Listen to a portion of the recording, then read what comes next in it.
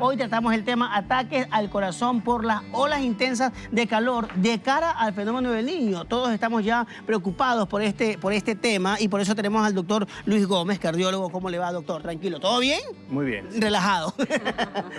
Tratar este tema que nos preocupa a todos y la pregunta inicial sería ¿cómo afectan las olas de calor o qué relación tiene esto con el corazón? Bueno, primero para entender qué hace el calor en el organismo, ¿no? Lo que hace al principio es que el organismo comienza a sudar mucho y transpirar. Y al transpirar, de esta manera uno puede deshidratarse. Lo que pasa también es que sube la frecuencia cardíaca. Y en esto sí atentos, porque las personas que son vulnerables, en este caso, a que esta frecuencia cardíaca elevada o este estado de deshidratación se mantenga, son los pacientes cardíacos. Es por eso que es especial atención para toda la población, incluso para la Organización Mundial de la Salud, generar estos consejos para poder alertar a la ciudadanía en este momento. Entonces, justamente, ese paciente cardíaco, ¿cómo le afecta? Primero, se va a deshidratar. Entonces, hay que tener mucho cuidado con el abuelito, no sacarlo a hacer las caminatas. Okay. Si el abuelito tiene un antecedente, un infarto cardíaco o es hipertenso, no hacer las caminatas en las horas en donde el calor está más abundante, ¿no? Y también de esa misma manera procurar, si hacen una actividad física, que esa actividad sea en un lugar ventilado, para que ellos no puedan transpirar tanto y su frecuencia cardíaca no se eleve mucho. ¿Los adultos mayores son los más propensos en todo caso? Son los vulnerables y las personas cardíacas que por supuesto tienen infartos cardíacos previos, se colocaron stents, cirugías cardíacas, arritmias cardíacas. Hay que tener mucho cuidado con ese paciente. Incluso el paciente que toma pastillas para la presión arterial, porque puede pasar de que toma la pastilla en la mañana y va a hacer una caminata al mediodía. Grave error, porque no se aconseja la caminata en el mediodía. El paciente se va a deshidratar y esa pastilla para la presión arterial va a hacer que baje aún más la presión arterial. Entonces esa es la alerta que hay que tener con esos pacientes. Doctor, dos preguntas a propósito de lo que usted nos acaba de mencionar. El tema del gramaje de la pastilla para la presión debería ser consultada, rechequeada, a propósito que nos enfrentamos a un fenómeno del Niño. Esa es mi primera pregunta. Y la segunda, ¿cuál es la relación en cuanto a los horarios para que haya mayor índice de estragos en un ataque al corazón? Ya. Primero, los gramajes sí deben de ser consultados. Si el paciente está expuesto a altas temperaturas, probablemente las pastillas de la presión en el mismo gramaje habitual vaya a generar un poco más de efecto. Entonces, es importante, ¿eh? Sí, pero no todos. Serán los pacientes que a duras penas toman una dosis muy ínfima. Okay. Eso hay que chequearlo, ¿no? Y de ahí, por lo otro, con respecto al tema del horario más habitual, pues, a ver, hay que entender que un paciente cardíaco, por ejemplo, si recibe una noticia o una eventualidad, tiene más propenso a generar un evento infarto o un evento arrítmico en ese momento. Correcto. Pero el ritmo circadiano juega un papel importante. ¿Qué es el ritmo circadiano? ¿Qué quiere decir? Nuestro nivel de cortisol, que es el corticoide natural que uno tiene, hay dos pulsos, uno en la mañana y uno en la tarde. Y ya disminuye a la noche, es por eso que nosotros a la noche descansamos. De la misma manera, esa descarga de adrenalina disminuye.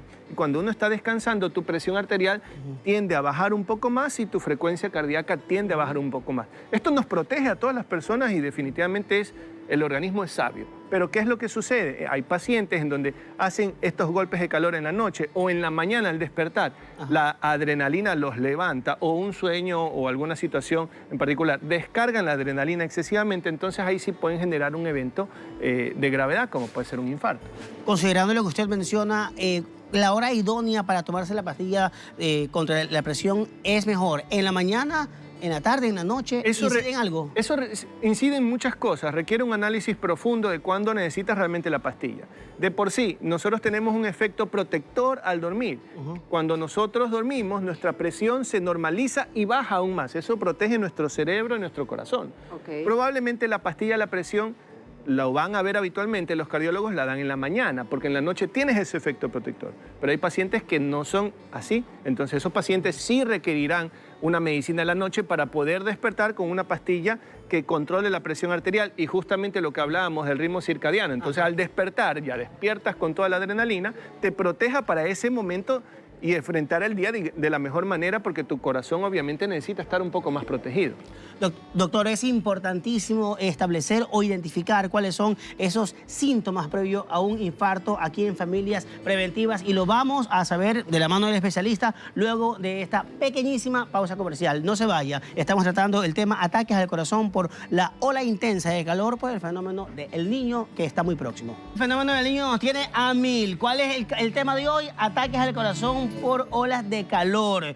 Y ya le dije por el fenómeno del Niño, pero queremos en este momento también compartirle a ustedes cuáles son los síntomas previo a un ataque al corazón. Así que, pues, por favor, vamos a poner en pantalla para empezar a hablar con el doctor.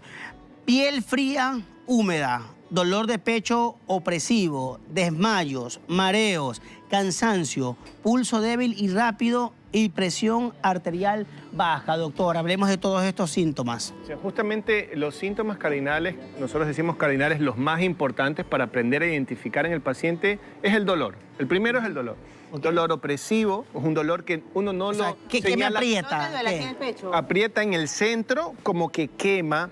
Los pacientes lo describen como que si alguien estuviera parado encima del tórax y te impide respirar ¿El dolor en profundamente. el brazo que se lo relaciona también? El paciente puede tener el dolor más la irradiación al brazo izquierdo. Ok. Eso es un síntoma cardinal de un paciente que se está infartando. ¿Qué Ahora, hacemos en ese momento? en ese momento, definitivamente llamar para atención oportuna. Pero si hacer puedo, un si electro- tengo de otro pronto, brazo. si puedo hacer eso. Sí, claro, lo puedes. O sea, en general, estos síntomas comienzan a aparecer en pacientes de manera súbita, Claro. como puede ser paulatino, ¿no? Un paciente puede tener dolor al hacer una actividad física, porque no todo pasa en reposo, es la realidad.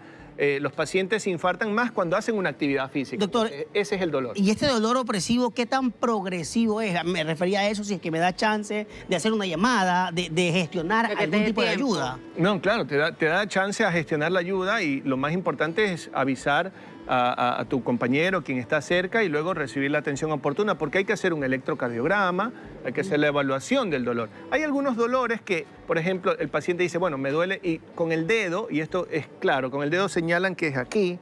Entonces, esos son dolores musculares en general. Ya. Pero yo no lo dejo para que, ninguno de los cardiólogos lo deja para que la ciudadanía, digamos, lo diferencie. Más bien, lo importante es la clave que el médico ayude a identificar eso. Ahora, a eso se le añade piel sudorosa y fría, ¿sí? Ese dolor opresivo. Puede haber mareos, puede haber palpitaciones, esta sensación de que el pulso lo sientes aquí en el cuello o lo sientes en el pecho, el palpitar. Entonces, ese dolor acompañado de palpitaciones, mareo, desmayos o falta de aire, es importante acudir inmediatamente. Doctor, supongamos que yo estoy sola en mi casa y me desmayo.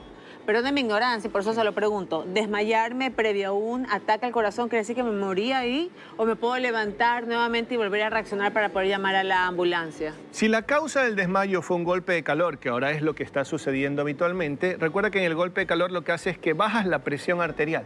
Entonces, al bajar la presión arterial, tu cuerpo va a sufrir. Es por eso que alguien, frente a un desmayo, hay que intervenir rápidamente, levantar los pies para que retorne toda la sangre al corazón, a los órganos vitales, ventilar un poco el ambiente y ver si el paciente está respirando, lo más importante.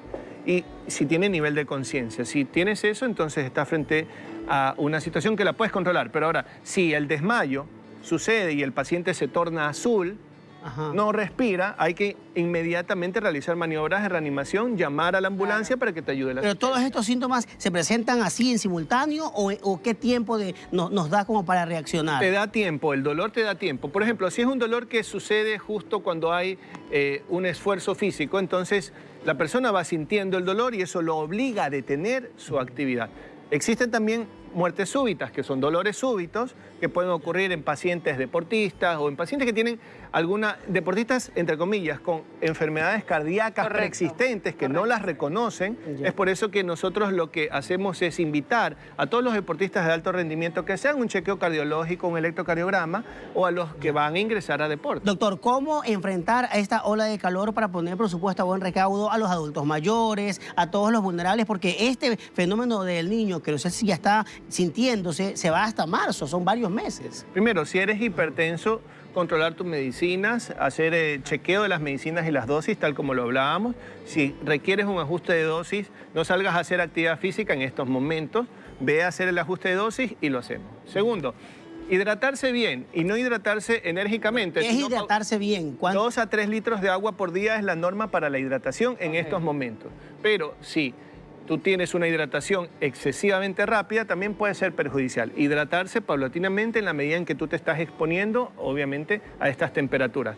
3, estar atento en los pacientes con enfermedades cardíacas, cirugías cardíacas previas, stents, que no hagan más de la actividad reglada en estos momentos. Wow. Y lo último, estar muy atento en los pacientes si tienen dolor de pecho, falta de aire, palpitaciones y desmayos que no ceden con el reposo, llamar oportunamente para obviamente darle el tratamiento médico. Y crear un protocolo adecuado, doctor, con nuestros familiares, saber a quién tenemos que llamar, cómo accionar, porque muchas veces nos cogen en un momento desprevenidos, que es ahí cuando la angustia nos gana y no sabemos cómo actuar de manera correcta. Sí, es por eso que es importante invitar a la ciudadanía a que aprenda las maniobras RCP. Correcto. Para que puedan brindar la asistencia oportuna en el momento y obviamente eso disminuye la mortalidad porque el paciente llega reanimado a la emergencia y puede sobrevivir.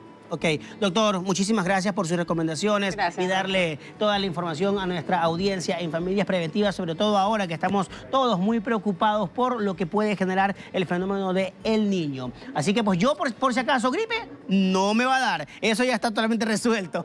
Pero bueno, vamos a ir caminando juntos poco a poco para prepararnos con respecto a todo. Espérate, el tema. Ardito. ¿Y ¿Qué la pasó? relación de las vacunas con los infartos tiene alguna relación o no, doctor? En algún momento la ciencia pudo demostrar que sí existía, en el momento en el que tú te vacunas, existe una reacción inflamatoria que puede generar cierto Lo grado de dice media hora trombosis, después que pero no en todos los pacientes, no en todos los pacientes, Ah, ya. en pacientes susceptibles.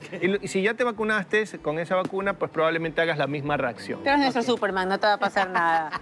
Así que, ¿qué hacemos, doctor, entonces para las personas que se van a vacunar y las que son hipertensas? Bueno, hay que vacunarse. El paciente cardíaco es el que más tuvo mortalidad en el proceso de COVID. Estos pacientes se nos morían en serio. Sí. Tienen una mortalidad muy alta, redondada alrededor de un 20% Wow. a 28% en ese paciente cardíaco y coronario. Es por eso que invitamos siempre a la población, cuando eran las campañas de COVID, a que se vacunen y de la misma manera vacunarse en las estacionariamente para las vacunas que comienzan a salir cada 6 meses. Gracias, doctor. Ahora sí lo máximo. Lo dejo tranquilo. Gracias, doctora.